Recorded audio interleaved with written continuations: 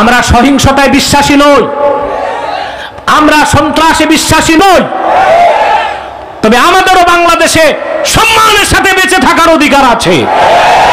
কারণ বাংলাদেশের স্বাধীনতার মূল চেতনা ইসলাম ও মুসলমান। মুসলমানের সংখ্যাধিক্যের কারণেই 1947-এ বাংলাদেশ পূর্ব পাকিস্তান হয়েছে। তারই ধারাবাহিকতায় 1971 সালে লক্ষ লক্ষ মুসলমানের রক্তে বাংলাদেশ স্বাধীন হয়েছে। সেই বাংলায় ইসলাম নিয়ে বেঁচে থাকতে চাই, ইসলামকে বুকে লালন করে মরতে চাই। আল্লাহর আকাশের নিচে বাংলার শ্রেষ্ঠ সন্তান হচ্ছে উলামায়ে কেরাম, ইসলামপন্থী কোরআনপন্থীরা। ঠিক কিনা বলেন? গীতা ইয়া মুহাম্মদ সাল্লাল্লাহু আলাইহি ওয়াসাল্লাম, হাবিব রাজি হইছেন? আপনি যা চাইছেন তাও দিছি, যা বলেন নাই তাও তো করে দিছি। আপনার উম্মতের 70,000 আলেমকে বিনা হিসেবে জান্নাত দিয়েছে।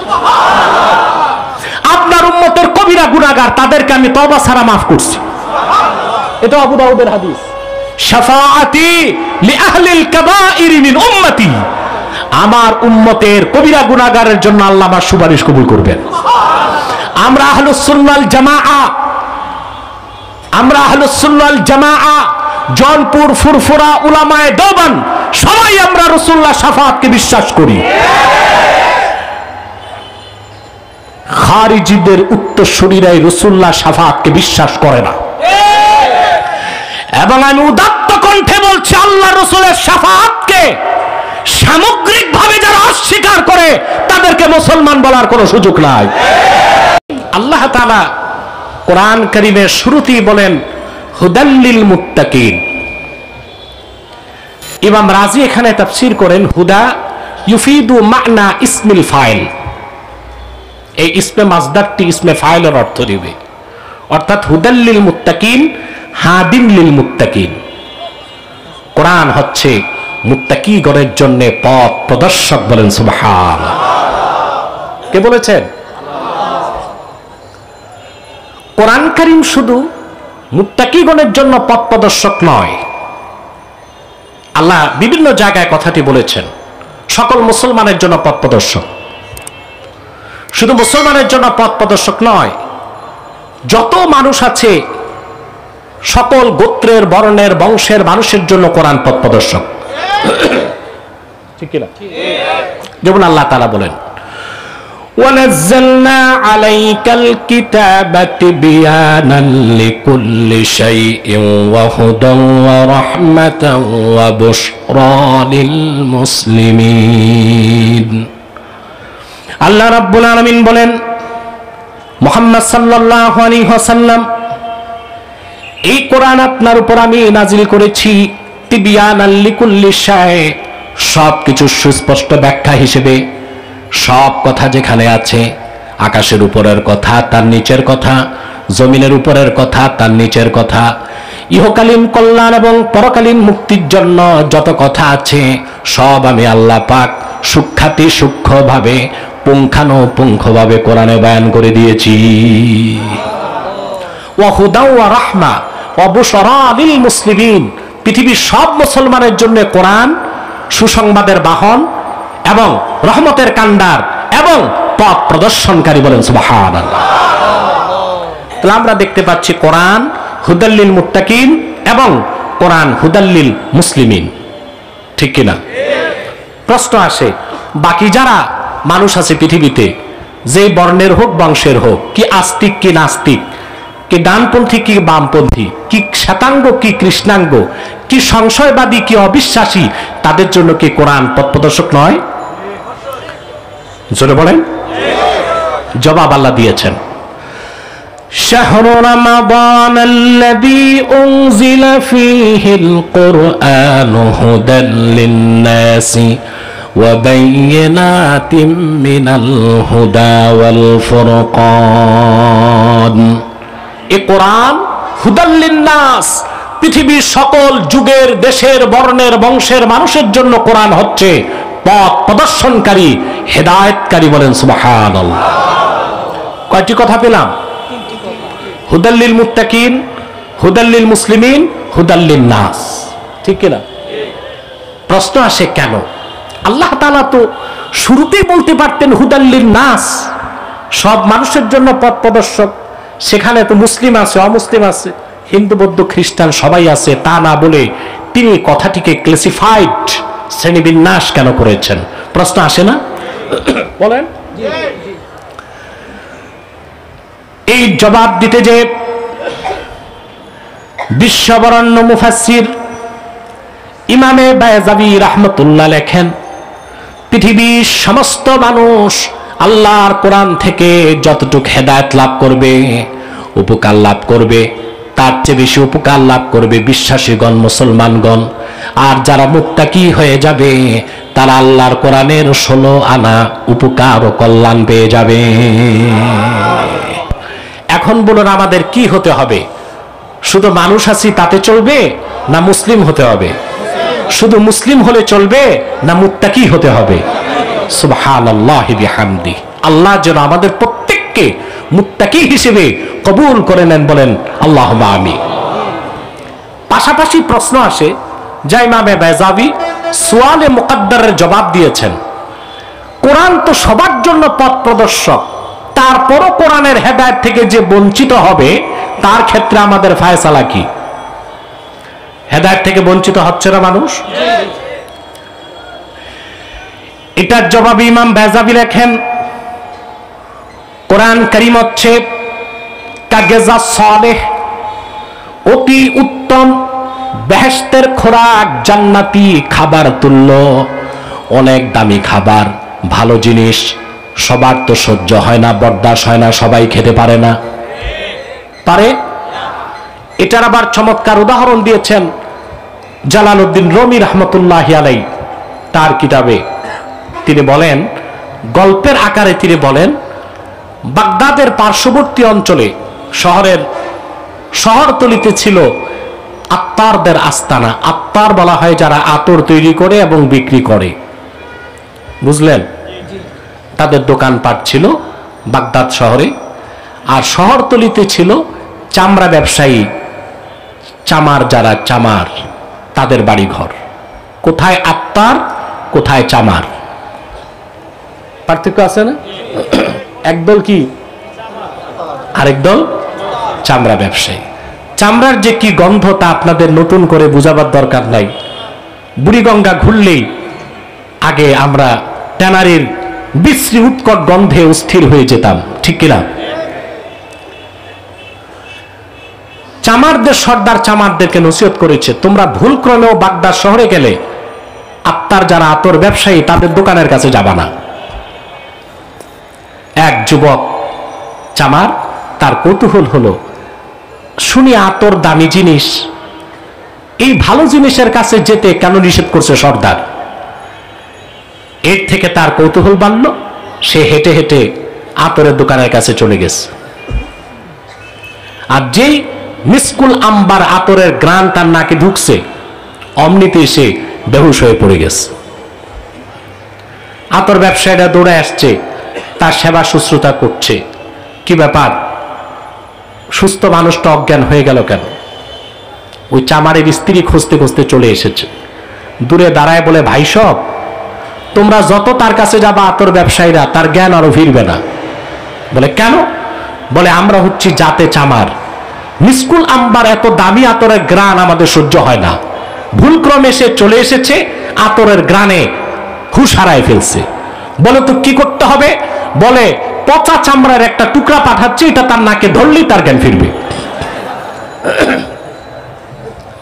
পচা চামড়ার টুকরা একটা নিয়ে আসছে, আর নাকে ধরাই দিছে, হুঁশ ফিরছে, দৌড়ে ভাগছে। বিশ্বনন্দিত দার্শনিক জালালউদ্দিন রুমের কথা সূত্র ধরে বলবো, আজও যারা বাংলাদেশে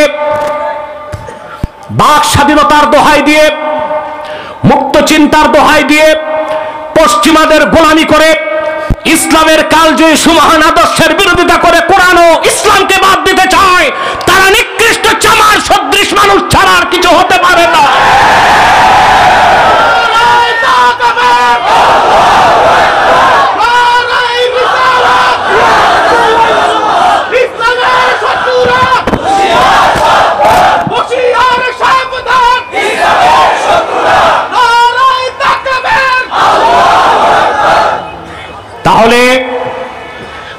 আল্লাহর কোরআনের হেদায়েত থেকে যারা বঞ্চিত, দুর্বলতা তাদের।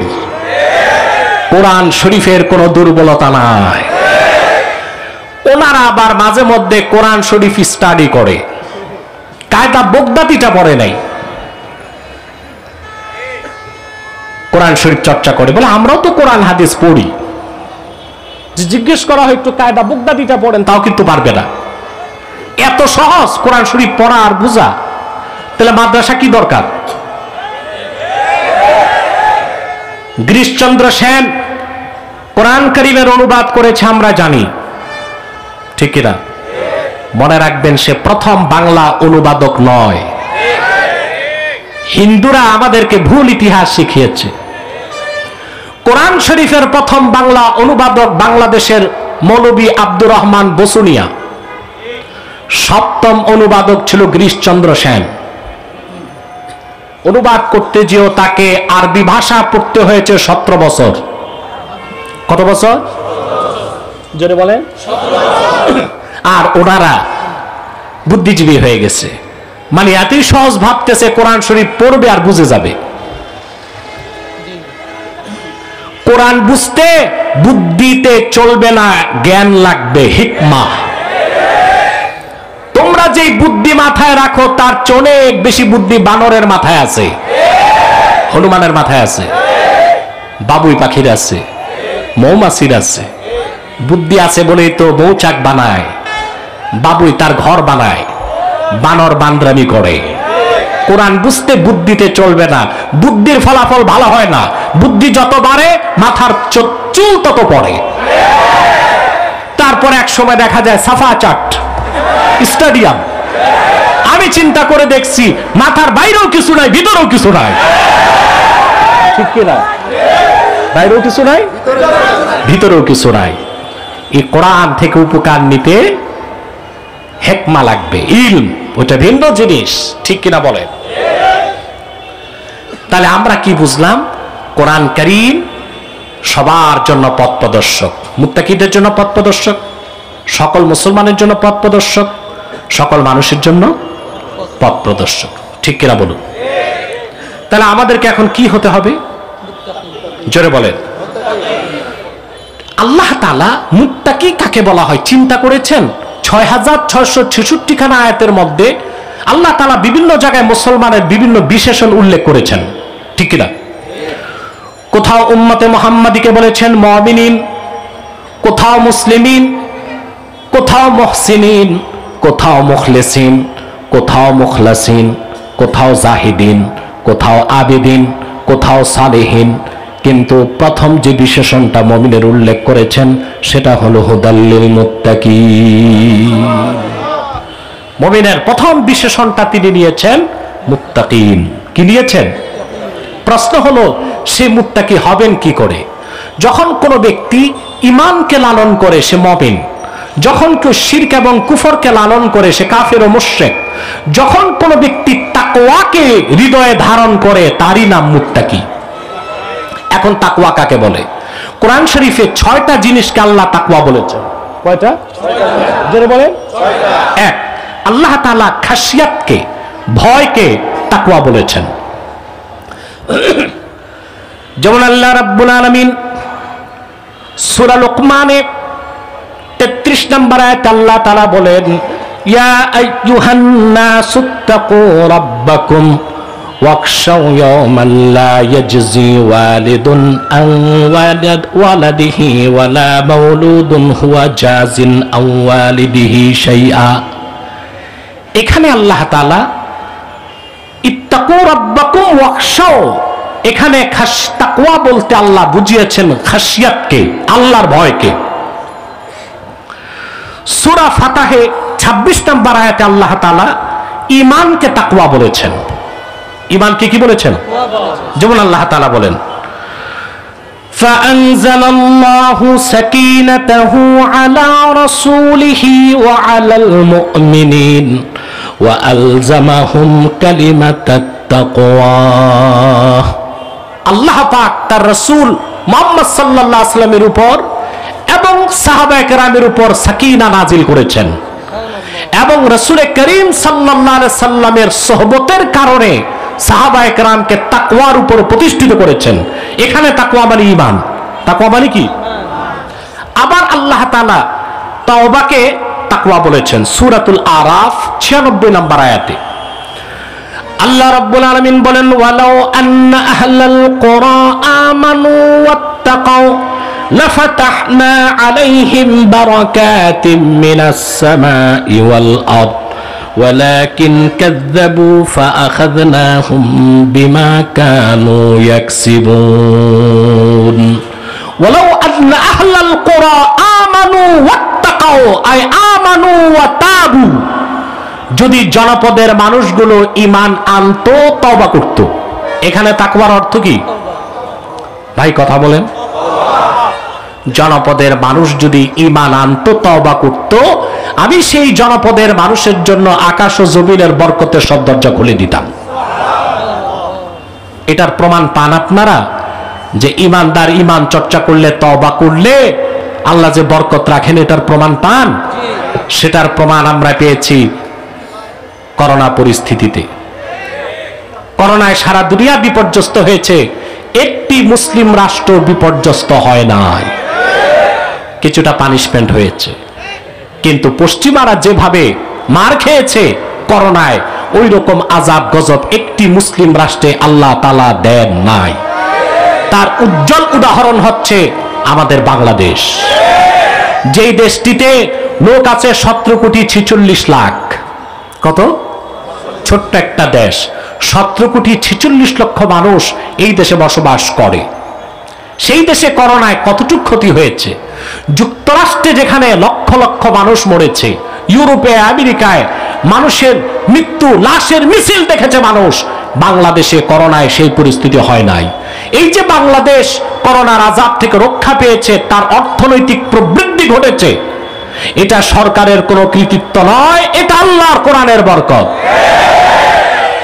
কারণ আমি বলে থাকি, আরব বিশ্বকে বাদ দিলে সারা দুনিয়ায় এত কোরআনের মাহফিল হয় না যত বাংলাদেশে হয়। দুনিয়ার কোথাও এত মসজিদ নেই যত বাংলাদেশে আছে। দুনিয়ার কোথাও এত মাদ্রাসা নেই যত বাংলাদেশে আছে। এই দেশে কোরআনের মাহফিলগুলো থেকে কোরআনের আওয়াজ হচ্ছে, মসজিদের মিনারে আজান হচ্ছে, মাদ্রাসাগুলোতে কোরআনের তেলাওয়াত হচ্ছে বলে করোনার আযাব থেকে বাংলাদেশ রক্ষা পেয়েছে। ঠিক কিনা বলেন? আমরা যদি আরেকটু ভালো হইতে পারতাম, আল্লাহ শুকরিয়া আদায় করতাম, ঈমানের উপর মজবুত থাকতাম, পুরোপুরি তওবা করতাম, আমাদের দেশে রহমত বরকত আরো বেশি আসতো। ঠিক কিনা বলেন? তাহলে আমরা দেখতে পাচ্ছি আল্লাহ তাআলা খাশিয়াতকে তাকওয়া বলেছেন, ঈমানকে তাকওয়া বলেছেন, তওবাকে তাকওয়া বলেছেন, তাআতকে আনুগত্যকে আল্লাহ তাআলা তাকওয়া বলেছেন। তিনি বলেছেন, আন আনযিরু আন্নাহু লা ইলাহা ইল্লা আনা ফাত্তাকুন আই আতিউন। এখানে তাকওয়া অর্থ ইতাআত। 5 নাম্বার, গুনাহ থেকে বাঁচাকে আল্লাহ তাকওয়া বলেছেন। আল্লাহ তাআলা বলেন, ওয়াতুল বুয়ুতা মিন আবওয়াবিহা ওয়াত্তাকুল্লাহা লাআল্লাকুম তুফলিহুন। এখানে আল্লাহ তাকওয়া বলেছেন গুনাহ থেকে বাঁচাকে। 6 নাম্বার, ইখলাসকে আল্লাহ তাকওয়া বলেছেন। আল্লাহ তাআলা বলেন, যালিকা ওয়া মান ইউআযযিম শাআইরাল্লাহ ফাইন্নাহা মিন তাকওয়াল কুলুব। এখানে তাকওয়া মানে ইখলাস। তাকওয়া মানে কি? তাহলে যেই বান্দার ভিতরে 6টা বৈশিষ্ট্য একত্রিত হবে সে মুত্তাকি। আর মুত্তাকির আরেক নাম হচ্ছে বিনা আযাবে আল্লাহর জান্নাতি। কয়টা জিনিস? 1, ঈমান, যার ঈমান পরিপূর্ণ হয়ে যাবে। 2 নাম্বার হচ্ছে আল্লাহর ভয় যার অন্তরে থাকবে। 3 নাম্বার হচ্ছে যে ব্যক্তি পরিপূর্ণ তওবা করবে। 4 নাম্বার হচ্ছে যে ব্যক্তি কোরআন সুন্নাহর অনুসরণ করবে। 5 নাম্বার হচ্ছে যে ব্যক্তি আল্লাহর ভয়তে গুনাহ ছেড়ে দিবে। 6 নাম্বার হচ্ছে যার আমলে ইখলাস থাকবে। এই 6টা জিনিস যার মধ্যে চলে আসবে তার নাম মুত্তাকি। বলেন সুবহানাল্লাহ। আল্লাহ তাআলা বলেছেন হুদাল্লিল মুত্তাকিন, কোরআন হচ্ছে মুত্তাকিদের জন্য পথ প্রদর্শক। বলেন সুবহানাল্লাহ। সে তাকওয়া অর্জন করে মুত্তাকি হবেন? কথা বলে না। মুত্তাকি হবার আরেকটি উপকারিতা আমি বলে দিচ্ছি। আল্লাহর হাবিব মুহাম্মদ সাল্লাল্লাহু আলাইহি সাল্লামের ঈমানদার প্রত্যেক উম্মত জান্নাতে যাবে। আবার বলছি, আল্লাহর হাবিব মুহাম্মদ সাল্লাল্লাহু আলাইহি সাল্লামের প্রত্যেক ইমানদার উম্মত যত বড় কবিরা গুনাহগার হোক, সে কোনো না কোনো একদিন জান্নাতে যাবেই যাবে। কেউ ফার্স্ট চান্সে, কেউ সেকেন্ড চান্সে। আপনার কোনটা, ফার্স্ট চান্সের জান্নাত চান?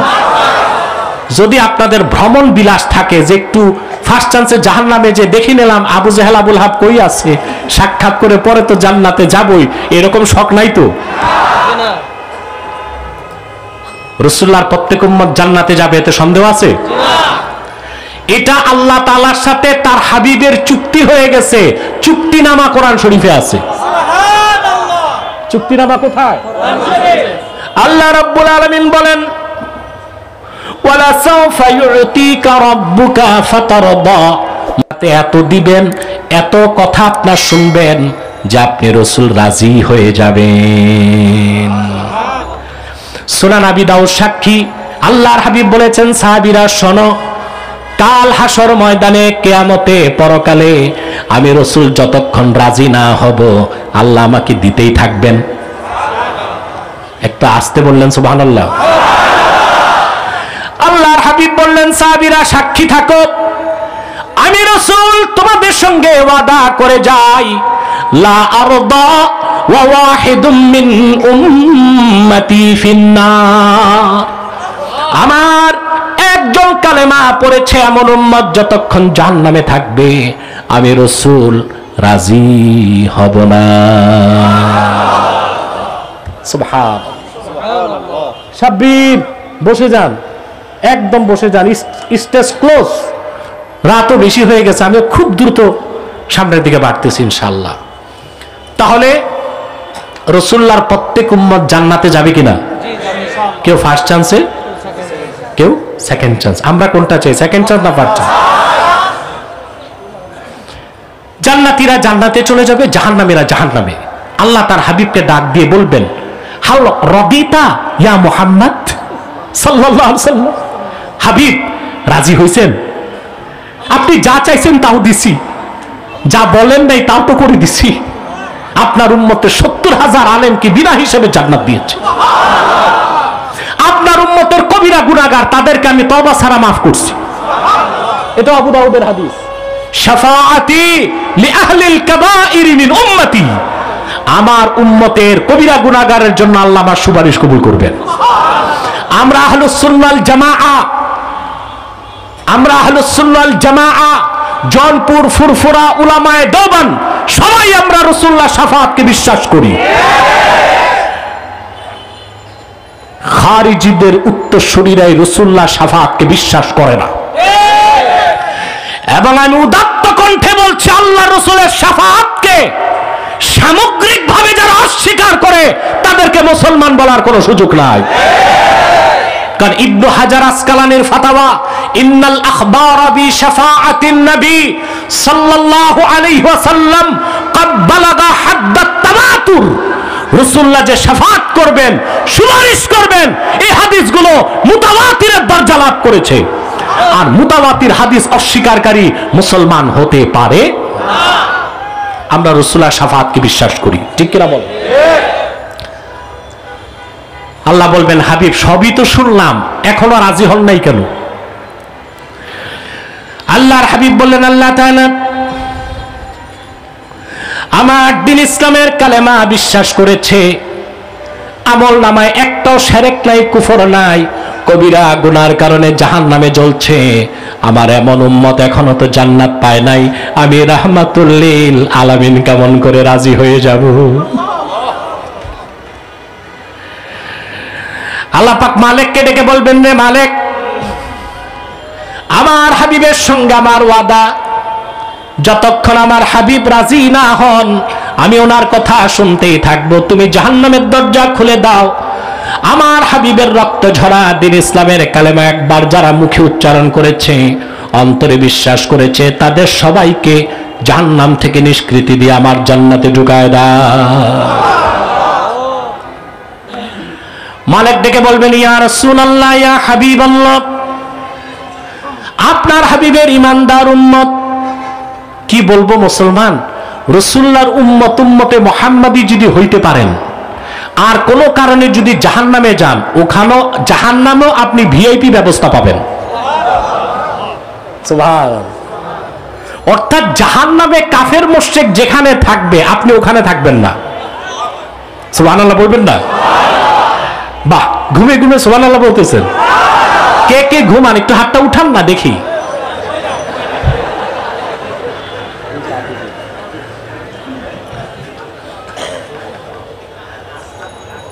কথা বুঝতেছেন? আমরা ঘুমাবো না, একটু কথা শুনবো। তো আল্লাহ তাআলা তার হাবিবের উম্মতকেও যদি জাহান্নাম দেন, জাহান্নাম দুই প্রকার, একটা নারে কোবরা আর একটা নারে সগরা। উম্মতে মুহাম্মদী যত বড় গুনাহগার হোক, তার ঈমান যদি ঠিক থাকে তাকে দেওয়া হবে নারে সগরাতে। ইমাম রাজি যেটা তাফসীর করেন, ইন্নালিন নারে দারাকাত, জাহান্নামের কতগুলি স্তর থাকবে। জাহান্নামের সবচেয়ে উপরের স্তরে গুনাহগার মুমিন মুসলমানের জায়গা হবে। সুবিধা কি তাতে? কাফের মুশরিক যারাই জাহান্নামে যাবে, আদমের সুরতে কোনো কাফের জাহান্নামে যাবে না, সুরত তাদের নষ্ট করে দেওয়া হবে। দাঁত হবে উহুদ পাহাড় সমান, জিহ্বা হবে কত বড় কাফের জাহান্নামে। বাইহাকিতে এসেছে সালাসাতু আময়াল, এক এক কাফের জাহান্নামের জিহ্বা হবে 3 মাইল লম্বা। দাঁত হবে পাহাড়ের মতো, গর্দান হবে পাহাড়ের উপত্যকার মতো।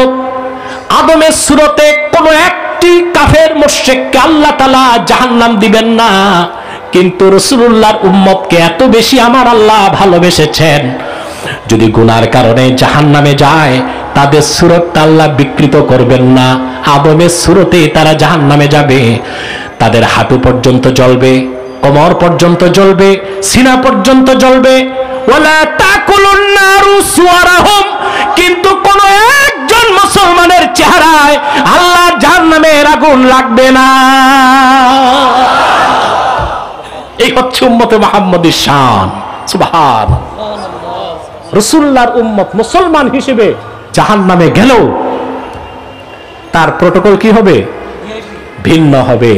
আল্লাহ তাআলা মালিককে বলবেন, মালিক আমার হাবিব বলেছেন ওনার উম্মত যারাই কালেমা পড়েছে সবাইকে নিষ্কৃতি দিতে যাও, তাদের বহু শাস্তি হয়েছে, আর শাস্তি দিব না, জাহান্নাম খুলে দাও, জান্নাতে পাঠায় দাও, সব জান্নাতে চলে যাবে। আল্লাহর হাবিব ডেকে বলবেন, মালিক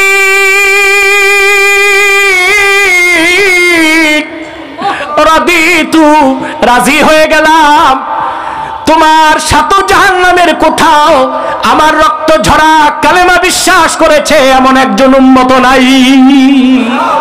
সব জান্নাত, সব কোথায়? এটা সেকেন্ড চান্সে। এটা কি আপনাকে সে সেকেন্ড চান্সে জান্নাত চান না ফার্স্ট চান্স? আপনি যদি মুমিন হন অবশ্যই জান্নাত পাবেন, গ্যারান্টি নাই ফার্স্ট চান্স না সেকেন্ড চান্স। যদি মুসলিম হন 50% গ্যারান্টি পাবেন ফার্স্ট চান্সে জান্নাত, কিন্তু হিসাব যদি কঠিন হয় ট্রানজিট হতে পারে জাহান্নাম। ট্রানজিট কি হবে? তারপরে যাবেন কই? কিন্তু আপনি যদি মুমিন হবার পর, মুসলিম হবার পর মুত্তাকি হয়ে যান, আমার আল্লাহ ওয়াদা করেছেন বিনা আযাবে সহজ হিসাবে ফার্স্ট চান্সে জান্নাত দিয়ে দিবেন। তো মুত্তাকি হওয়ার দরকার আছে না নাই? কথাটা আল্লাহ কোথায় বলেছেন? আল্লাহ তাআলা বলেন, মাসালুল জান্নাতিল্লাতী উইদাল মুত্তাকুনা তাজরি মিন তাহতিহাল আনহার উকুলুহা দাইমুন ওয়া যিল্লুহা। মাসালুল জান্নাত আই সিফাতুল জান্নাত আল্লাতী উইদাল মুত্তাকুন আই আল্লাতী ওয়াদাহা আল্লাহু লিল মুত্তাকিন। সেই জান্নাত, যে জান্নাত আল্লাহ ওয়াদা করেছেন শুধু মুত্তাকিদের জন্য। ওটা কি রকম? তাজরি মিন তাহতিহাল আনহার, সে জান্নাতের নিচ দিয়ে স্বচ্ছ পানির ফোয়ারা প্রবাহিত।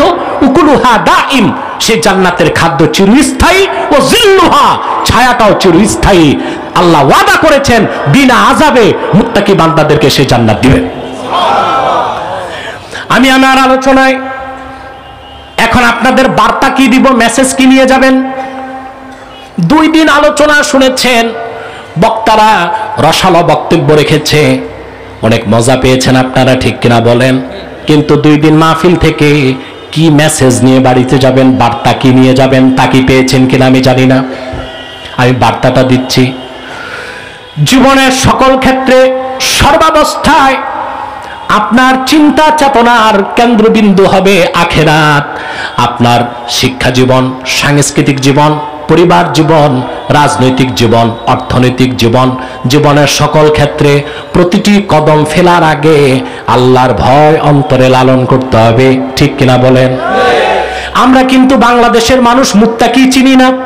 লম্বা দাড়ি, লম্বা টুপি, লম্বা জুব্বা, লম্বা পাগড়ি আর 1000 দানার তসবিহ পরে চোখ বন্ধ করে তাকেই মনে করি বড় মুত্তাকি, বড় দরবেশ, ঠিক কিনা বলেন? বলে উনি দুনিয়াদারি বুঝে না, চিনে না। খোঁজ নিলে দেখা যায় ঢাকায় বাড়ি আছে 3টা, ফ্ল্যাট আছে 6টা। দুনিয়া বুঝে না, ঠিক কিনা? কথা বলে না, বাড়ি বুঝে, গাড়ি বুঝে। আর কিছু তো আলেম হয়ে গেছে এখন, আমি হাদিসের ভাষ্য অনুযায়ী বলবো ওলামায়ে সু, এদের নাম দিছি আমি ওলামায়ে হালুয়া রুটি। ওলামায়ে হালুয়া রুটি, ওনাদের সমস্ত সাধনার মূল হচ্ছে স্বার্থ রক্ষা করা না। আমার জান, আমার মাল আল্লাহর দ্বীনের জন্য হবে, দ্বীনদারদের জন্য হবে। ওলামায়ে কেরাম নির্মম নির্যাতন বরদাস্ত করবে, আর আপনি খানকায় বসে জিকির চালায় যাবেন। ফরজ কাজ হচ্ছে খানকা থেকে হুঙ্কার দিয়ে বলেন, নিরপরাধ আলেম একজনকে বাংলার আকাশের নিচে শাস্তি দেওয়া যাবে না, মুক্তি দিতেই হবে।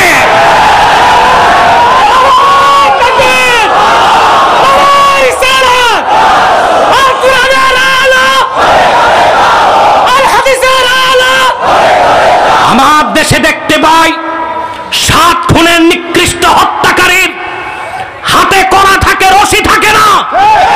আলেমের কোমরে রশি বেঁধে টানার অধিকার কে দিয়েছে তোমাদেরকে? নারায়ে তাকবীর, নারায়ে তাকবীর। কাদিয়ানীরা কাফের, কাফের, কাফের। নারায়ে তাকবীর। একজন আলেমকে অপমান যদি করা হয়, সামগ্রিকভাবে দেশের সমস্ত আলেমকে সেই অপমান মেনে নিতে হয়। আপনি হালুয়া রুটির ভাগ পেয়েছেন, চুপ থাকবেন, আমার তো কিচ্ছু হয় নাই। আগামীকাল আপনার হবে না, সেই গ্যারান্টি আপনাকে কে দিয়েছে? আমি বলবো ওলামায়ে হালুয়া রুটি যারা, এবার একটু কথা বলুন। আমরা সহিংসতায় বিশ্বাসী নই, আমরা সন্ত্রাসে বিশ্বাসী নই, তবে আমাদেরও বাংলাদেশে সম্মানের সাথে বেঁচে থাকার অধিকার আছে। কারণ বাংলাদেশের স্বাধীনতার মূল চেতনা ইসলাম ও মুসলমান। মুসলমানের সংখ্যাধিক্যের কারণেই 1947-এ বাংলাদেশ পূর্ব পাকিস্তান হয়েছে। তারই ধারাবাহিকতায় 1971 সালে লক্ষ লক্ষ মুসলমানের রক্তে বাংলাদেশ স্বাধীন হয়েছে। সেই বাংলায় ইসলাম নিয়ে বেঁচে থাকতে চাই, ইসলামকে বুকে লালন করে মরতে চাই। আল্লাহর আকাশের নিচে বাংলার শ্রেষ্ঠ সন্তান হচ্ছে ওলামায়ে কেরাম, ইসলামপন্থী, কোরআনপন্থীরা, ঠিক কিনা বলেন? তাদের বেইজ্জতকে বরদাস্ত করে নেওয়া হবে না। আমরা রিকোয়েস্ট করছি, আমাদের কাছে তো ট্যাঙ্ক আমার নাই, রিকোয়েস্ট করছি আমরা একটু বিবেচনা করুন। আহামরি কোনো অপরাধ করে ফেলেনি তারা, যে মুক্ত আকাশের নিচে বাতাস নিতে পারবে না। একটু দয়া করুন, একটু মায়া করুন, একটু চিন্তা করুন। যেদের মায়েরা আর্তনাদ করছে তাহাজ্জুদ নামাজের পর গভীর রাতে আল্লাহর কাছে, তাদের সন্তানদের চোখ থেকে অশ্রুর ফোঁটা ঝরছে, তাদের স্ত্রীরা স্বামী বেঁচে থাকতো বিধবার মতো জীবন যাপন করছে, এদেশের মুসলমানের কলিজায় রক্তের ক্ষরণ হচ্ছে। সব কিছু বিবেচনা করে একটু দয়ার হাতকে বাড়িয়ে দেন, আল্লাহর রহমত পাবেন, জনগণের ভালোবাসা পাবেন, দোয়া পাবেন। এটা থ্রেট নয়, এটা রিকোয়েস্ট। আমরা সবাই এই রিকোয়েস্টটা করি, ঠিক কিনা? করি কিনা? আল্লাহ কবুল করুন, আল্লাহ মঞ্জুর করুন, বলুন আল্লাহ আমিন। তাহলে যে কথাটি বলছিলাম, তাকওয়া বহুত বড় জিনিস। তাকওয়া হৃদয়ে লালন করতে হবে, সত্যিকার মুত্তাকি হতে হবে, ঠিক কিনা? আপনি দাড়ি টুপি জুব্বা কুর্তা জিকির ফিকির করলেন, কিন্তু কোরআনের মূল থেকে দূরে সরে আছেন, আপনি ওলামায়ে হাক্কানি নয়, ওলামায়ে হালুয়া রুটি। আমার ভাইয়েরা, এই দাড়ি, এই পাগড়ি, এই টুপি, এই জুব্বা, এর নাম তাকওয়া নয়, এর নাম লেবাসুত তাকওয়া। এটার নাম কি? আচ্ছা বলেন তো, আগে চাকরি না আগে ইউনিফর্ম? আগে কলেজে ভর্তি হবেন না ড্রেস লাগাবেন?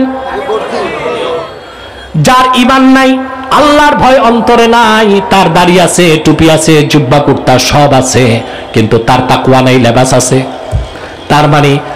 তার মানে হচ্ছে বাইরে ফিটফাট, ভিতরে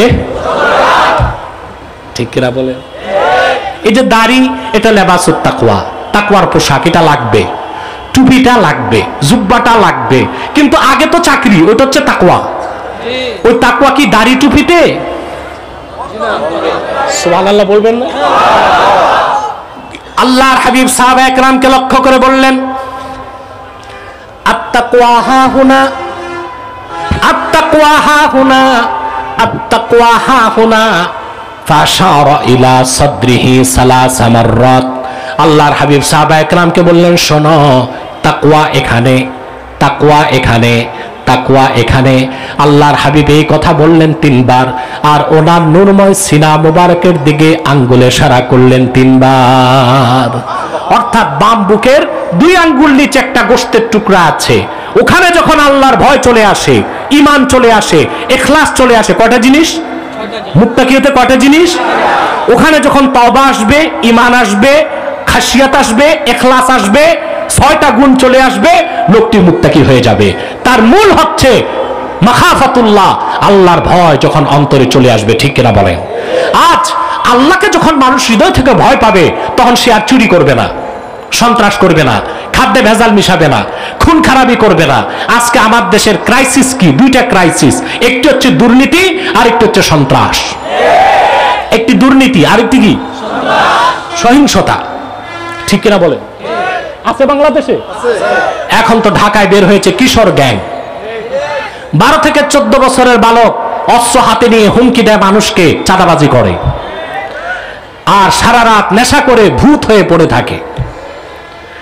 যে ঘরে একটি ড্রাগ অ্যাডিক্টেড নেশাখোর সন্তান আছে, সে পরিবারটিকে ধ্বংস করতে দ্বিতীয় শত্রুর প্রয়োজন নাই। এটা দিন দিন বাড়তেছে না কমতেছে? কেন? এত স্কুল হচ্ছে, কলেজ হচ্ছে, ভার্সিটি হচ্ছে, এত ও লেভেল হচ্ছে, এ লেভেল হচ্ছে, শিক্ষা প্রতিষ্ঠান তো বেড়েই চলছে, চরিত্রবান মানুষ কেন পাই না? মানুষ যত প্রমোশন পেয়ে বড় পদ লাভ করে, তত বড় সে দুর্নীতিবাজ হয়ে যায়, ঘুষ খায়, ঠিক কিনা বলেন? প্রেসিডেন্ট একটা সুন্দর কথা বলেছেন, দুর্নীতি দমনকে তাদের নিজেদের ভিতরে দুর্নীতি আগে খুঁজে দেখা উচিত। অর্থাৎ অর্থাৎ ভূত তাড়াতে সরিষার ভিতরে ভূত ঢুকছে বাংলাদেশে। প্রত্যেক ডিপার্টমেন্টে শুধু দুর্নীতি আর দুর্নীতি, ঠিক কিনা বলেন? আমি বলে থাকি, পিস্তল ঠেকিয়ে ডাকাতি করা যত বড় ডাকাতি, তার চেয়ে বড় ডাকাতি ফাইল ঠেকায় কলমের খোঁচায় ঘুষ খাওয়া, দুর্নীতি। এই দুর্নীতি বাড়তেছে বাংলাদেশে, সন্ত্রাস বাড়তেছে। উচ্চ শিক্ষিতরা কত বড় লম্পট হয়, বদমাইশ হয়, তা তাদের কল রেকর্ড ফাঁস হইলে বোঝা যায়। কেন? শিক্ষার তো অভাব ছিল না। MBBS, আবার ঢাকা বিশ্ববিদ্যালয় থেকে ডিগ্রি, আবার পিজি থেকে এমফিল, এত শিক্ষা দীক্ষার পরে মানুষ এত গ্রেড সম্পন্ন লুচ্চা, ঠিক কিনা বল? আমি ধন্যবাদ জানাই সরকারকে যে লম্পট থেকে ক্যাবিনেটকে তারা মুক্ত করেছে। এইরকম প্রশংসনীয় কাজগুলো করে যাক তারা, এদেশের মুসলমানের দোয়া পাবে তারা, ঠিক কিনা বলে? দেখছেন, শিক্ষা তো তাকে রক্ষা করতে পারলো না। নেশা, সন্ত্রাস, দুর্নীতি, অবৈধ কাজ, অন্যায়, হারাম, এগুলো শিক্ষা ডিগ্রি দিয়ে আপনাকে রক্ষা করা যায় না, সেজন্য লাগবে তাকওয়া ভিত্তিক শিক্ষা। আমার দেশে শিক্ষাকে দুই ভাগ করা হয়েছে, একটা কর্মমুখী, একটা ধর্মমুখী। অর্থাৎ মাদ্রাসায় যারা পড়বে ওরা ধর্ম শিখবে, আর স্কুল কলেজে যারা পড়বে ওরা কর্ম শিখবে। ভাগ হয়ে গেছে কিন্তু দুইটা। মাদ্রাসায় যারা পড়বে ওরা কি ধর্ম শিখবে, আর স্কুলে যারা কলেজে যারা পড়বে, ঠিক আছে, আমাদের কোনো আপত্তি নাই। তবে মাদ্রাসায় যারা পড়ে ওদেরকে রাষ্ট্র চালাতে দেন। কিন্তু দিচ্ছেন তো ওই যে যারা কর্মমুখী শিক্ষায় শিক্ষিত হয়েছে, তখনই তো তারা রাষ্ট্রের 12টা বাজায় দিচ্ছে। কি বলবেন? যারা কোরআনের শিক্ষায় শিক্ষিত তারা কি রাষ্ট্র চালাতে পারবে না? কতটুক চালাতে পারে একবার চান্স দিয়ে দেখেন। পুরা চান্স না দিলেও কিছুটা সাথে রাখেন, ঠিক কিনা? দেখেন তারা পারে কিনা। এমন নাই যেটা একজন আলেম ইচ্ছে করলে পড়াশোনা করে জানবে না, বুঝবে না, কারণ আলেমের কাছে আছে কোরআনের নূর। তার কাছে মহাসমুদ্রের জ্ঞান, মহাসমুদ্রের তীরে সে দাঁড়িয়ে আছে। কোরআনের শিক্ষার্থী, হাদিসের শিক্ষার্থী, তোমার দর্শন, তোমার বিজ্ঞান, তোমার প্রযুক্তি, তোমার physics, chemistry, zoology, botany, cosmology, theology, এই সব হচ্ছে একজন যোগ্য আলেমের কাছে আদর্শ লিপির মতো। তার প্রমাণ জাতি পেয়েছে, পায় নাই? একবার না কয়েকবার। এখন তো আর আমার প্রতিপক্ষ নাই, এরা আর কেউ বসতে চায় না, কারণ বসলেই গোবর ফাঁস। গোবর ফাঁস হইলে তেলাবিদ থেকে যে পয়সা সেটা বন্ধ হয়ে যাবে। যাক, বসলেও আমাদের লাভ, না বসলেও। প্রিয় ভাই বন্ধুগণ, তাহলে আমাদেরকে শুধু এই যে ভাগ করবেন না কর্মমুখী আর ধর্মমুখী, বরং শিক্ষা দুই ভাগ করেন, কর্মমুখী শিক্ষা, আখিরাতমুখী শিক্ষা। কি মুখী? অর্থাৎ যে শিক্ষা মানুষের মধ্যে নৈতিকতা সৃষ্টি করবে, যে শিক্ষা মানুষের চরিত্র গঠন করবে, যে শিক্ষা মানুষকে ন্যায় অন্যায় চিনাবার, পার্থক্য করার জ্ঞান দিবে। এই রকম শিক্ষা পেতে হলে প্রাইমারি থেকে বিশ্ববিদ্যালয় পর্যন্ত কোরআন ও হাদিসের শিক্ষাকে বাধ্যতামূলক করতে হবে। কিন্তু আমাদের দুঃখটা কোথায় জানেন? আমাদের দেশে নতুন শিক্ষা কমিশন সিদ্ধান্ত নিয়েছে 2023 সাল থেকে, এখন তো 21, 2022 সাল থেকে মাধ্যমিক ও উচ্চ মাধ্যমিকে ইসলাম শিক্ষা বই থাকবে, কিন্তু পরীক্ষা হবে না, যেন ভুলেও কোনো ছাত্র ইসলাম শিক্ষা বই না ধরে। এটা হচ্ছে একটা কাজ। দ্বিতীয় কাজ হচ্ছে নবম শ্রেণী থেকে গ্রাজুয়েশন পর্যন্ত বায়োলজিতে বিবর্তনবাদ, ডারউইনের বানর তত্ত্ব ঢুকাই দিচ্ছে। একদিকে ইসলাম থেকে দূরে রাখা হবে, আরেকদিকে বিবর্তনবাদকে পড়ানো হবে, যেন আগামী 10 বছর পর বাংলাদেশে ঘরে ঘরে অ্যাথিস্ট, নাস্তিক তৈরি হয়ে যায়। না, তা চলবে না। মাধ্যমিকে, উচ্চ মাধ্যমিকে ইসলাম শিক্ষাকে বাধ্যতামূলক করতে হবে পরীক্ষার সাথে। শুধু তাই নয়, বিবর্তনবাদ সহ কোরআন ও সুন্নাহর সাথে দ্বন্দ্ব সৃষ্টি হয় এরকম একটি পরিচ্ছেদ কোন বইতে থাকতে পারবে না। তার আগে হচ্ছে বিবর্তনবাদকে বাদ দিতে হবে। আপনি জানেন দ্য থিওরি অফ এভুলেশন, এটা নিয়ে অনেক পড়াশোনা আমি করেছি আলহামদুলিল্লাহ। এই থিওরি অফ এভুলেশনকে, বিবর্তনবাদকে 2006 সালে যুক্তরাষ্ট্র বাদ দিছে, যে না, এটা একটা গাঁজাখুরি মতবাদ। It is not a scientific fact but hypothesis of Charles Darwin. এটা বৈজ্ঞানিক কোনো প্রমাণ সাপেক্ষ বিষয় না, বৈজ্ঞানিক প্রমাণিত বিষয় না, এটা চার্লস ডারউইনের একটা মন গড়া মতবাদ। এই মতবাদ লিখার আগে আমি চিন্তা করেছি সে মেয়াদ উত্তীর্ণ কয়েক পোটলা গাঁজা খেয়ে নিছে, কারণ ডেট ফেল গাঁজা না খাইলে মানুষের মাথা এতটা আউলাইতে পারে না, ঠিক কিনা? আমেরিকা 2006 সালে বাদ দিল বিবর্তনবাদকে। কিছুদিন আগে ভারতের শিক্ষামন্ত্রী সংসদে কথাটা তুলছে, বিবর্তনবাদ বানর থেকে মানুষ, এটা বাদ দেওয়া হোক। তখন ওই দেশের প্রধানমন্ত্রী, এই লোকটা দাঁড়াইছে, দাঁড়ায় বললো যে না, আমাদের ধর্মগ্রন্থ আছে, আমাদের পূর্বপুরুষরা হনুমান ছিল, তাহলে বানর আর হনুমান কাছাকাছি, অতএব এই বৈজ্ঞানিক তত্ত্বটা থাকতে পারে। আল্লাহর কোরআন কি বলেছে? মানুষ বানর থেকে না মানুষ থেকে? يا أيها الناس إنا خلقناكم من ذكر وأنثى وجعلناكم شعوبا وقبائل لتعارفوا إن أكرمكم عند الله أتقاكم হে মানব জাতি, আমি তোমাদেরকে সৃষ্টি করেছি একজন পুরুষ আর একজন নারী থেকে। বলেন সুবহানাল্লাহ। মানুষের আদি উৎস আদম এবং হাওয়া। আর বিজ্ঞান বইতে পড়ানো হচ্ছে মানুষের আদি উৎস হচ্ছে নাউজুবিল্লাহ বলেন। অতএব আমার কথার মূল হচ্ছে যে না, আমাদের শিক্ষাটা হতে হবে আখিরাতমুখী। কি হতে হবে? আখিরাতমুখী। অর্থাৎ আমরা বিজ্ঞান, দর্শন, প্রযুক্তি, biology, theology, cosmology, physics, chemist, medical science সব আমরা পড়ব, কিন্তু কোরআন সুন্নাহ শিক্ষাটা বাধ্যতামূলক হতে হবে, প্রাইমারি থেকে মাস্টার্স পর্যন্ত। আপনি অবাক হবেন, ইসরায়েলের মতো একটা ইহুদি অবৈধ রাষ্ট্র, এটাকে আমরা রাষ্ট্র বলি না, আমরা বলি জবরদখল রাষ্ট্র, ঠিক না বলেন? সেই দেশে গ্রাজুয়েট ডিগ্রি পর্যন্ত Talmud, it is the part of parcel of old testament. এটা হচ্ছে ওল্ড টেস্টামেন্টের একটা চ্যাপ্টার তালমুদ। এই তালমুদ পাঠকে তারা বাধ্যতামূলক করেছে ডিগ্রি পর্যন্ত। আর আমাদের দেশে আমরা মাধ্যমিক, উচ্চ মাধ্যমিক থেকে ইসলাম শিক্ষা বাদ দেবার চেষ্টা করছি, আর একদিকে বানর তত্ত্ব বিজ্ঞান বইতে ঢুকায় রাখছি। আগামী প্রজন্ম নাস্তিক হতে দেরি হবে।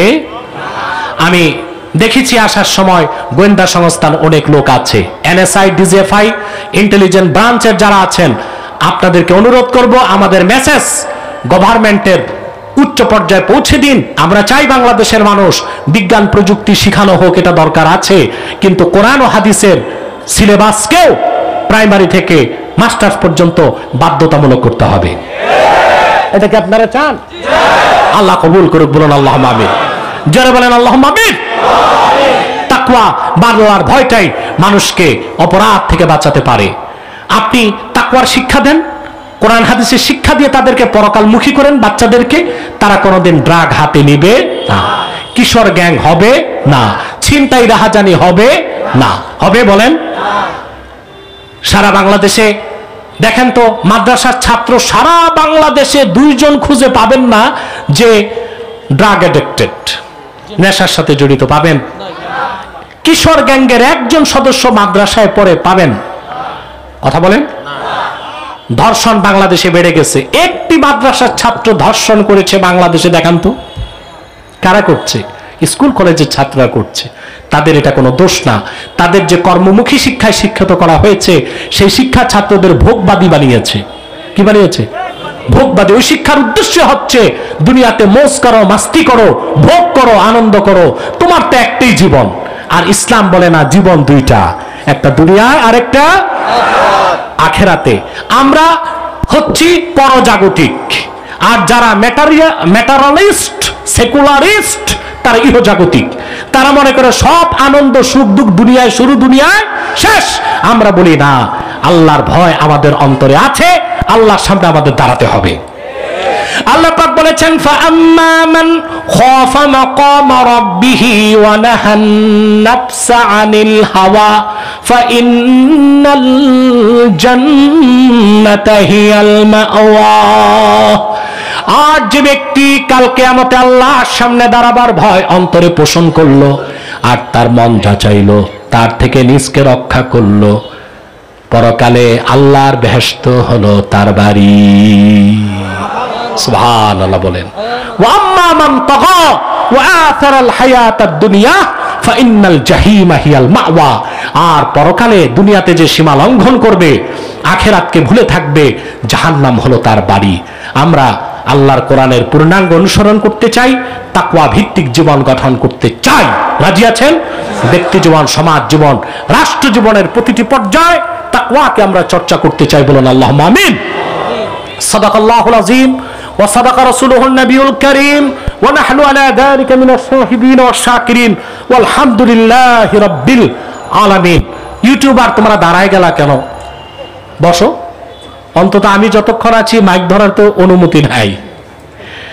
আমরা কোথায় সাব্বির? আর কোন আলোচক আছে নাকি? না মুনাজাত? আজকে 2 দিনের মুনাজাত, যার আর কেউ দাঁড়াবেন না। যদি আউলিয়া কেরাম থাকেন তো চলে যান, যে মুনাজাত দরকার নাই। আর যদি আমাদের মতো গুনাহগার থাকেন একটু বসেন, আমরা মুনাজাতের প্রস্তুতি নিচ্ছি। বিদায় লগ্নে জি আমি সুযোগ দিব। বিদায় লগ্নে আবার বলছি, বসেন, বিশৃঙ্খলা করবেন না। এতক্ষণ সময় দিলেন, এখন আপনার উঠার কি প্রয়োজন আছে? প্রিয় সুধী, আমি আর আপনাদের কষ্ট দিচ্ছি না। বিদায় লগ্নে আপনাদেরকে করজোর অনুরোধ করে আমার আকুল আবেদন, আমি আপনাদেরকে বলবো, এখানে বিভিন্ন দলের লোক আছেন, আপনারা আছেন না? আওয়ামী লীগ, বিএনপি সহ বিভিন্ন রাজনৈতিক দলের লোক আপনারা আছেন, আছে না? কিন্তু এখানে কোন দলীয় পরিচয় আছে? আমাদের একটা পরিচয়, আমরা মুসলমান।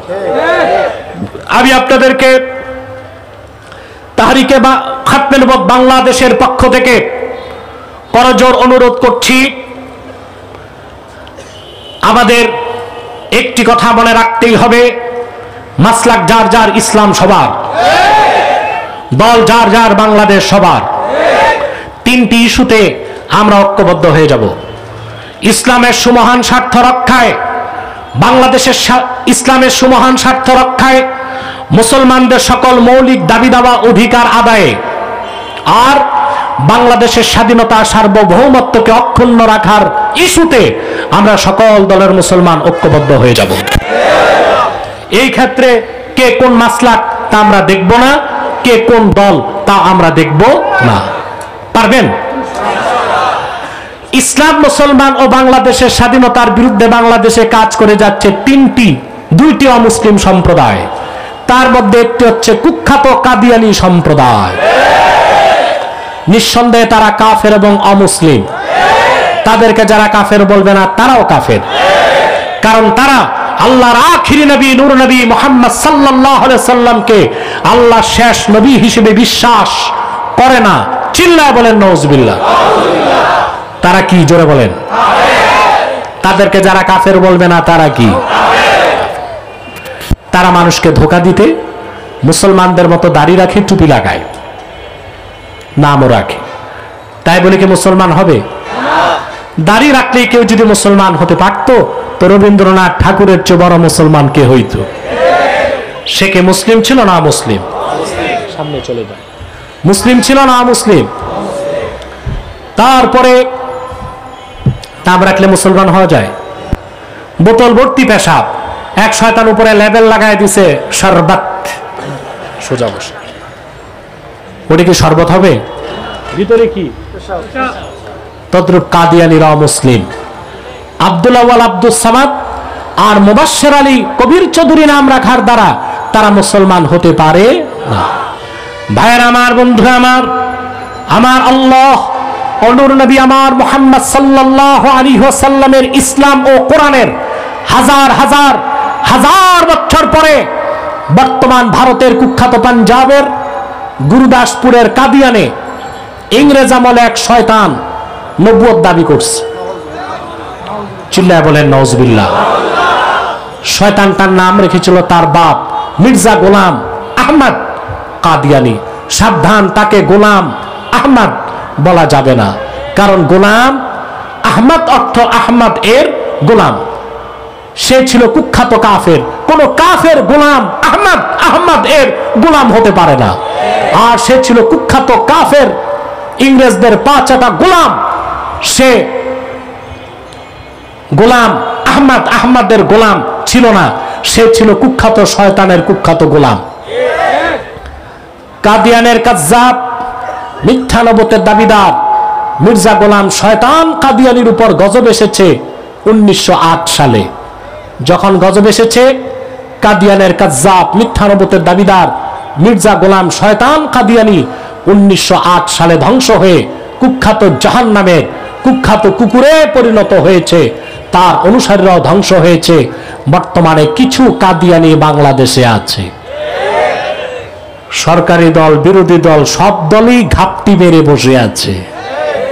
তাদের একমাত্র কাজ ইসলাম মুসলমানের বিরোধিতা করা, বাংলাদেশের স্বাধীনতা সার্বভৌমত্বের বিরোধিতা করা। তারা নাম পরিবর্তন করে করে মিথ্যা পরিচয় দেয়। কখনো নিজেদের পরিচয় দেয় আহমদী জামাত, কখনো বলে আহমদিয়া জামাত, কখনো বলে আহমদী সম্প্রদায়, কখনো বলে আহমদিয়া সম্প্রদায়, কখনো বলে আহমদী মুসলিম জামাত, কখনো বলে আহমদিয়া মুসলিম জামাত।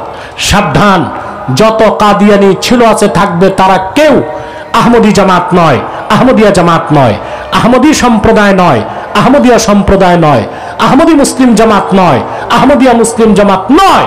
তারা শয়তানি জামাত, কুখ্যাত জাহান্নামের কুখ্যাত কুকুরের দল। আমাদের সকল দলের একটাই দাবি, আর এটাই হেফাজতে ইসলাম বাংলাদেশের 13 দফা দাবির মূল দাবি।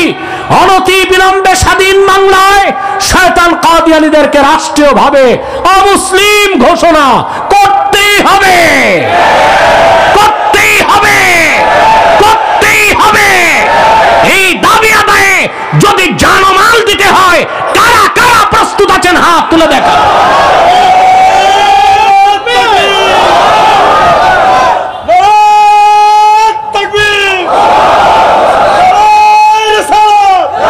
সাল্লাল্লাহু আলাইহি ওয়াসাল্লাম।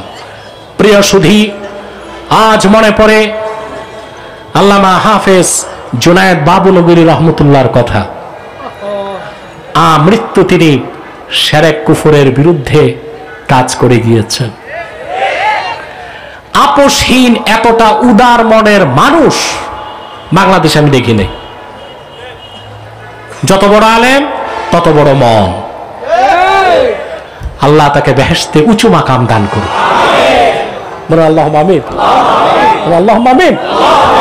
প্রিয় সুধী, আমি আপনাদেরকে বলবো, কাফের মুশরিকদের বিরুদ্ধে আমরা সকল দলের মুসলমান এক হয়ে যাব।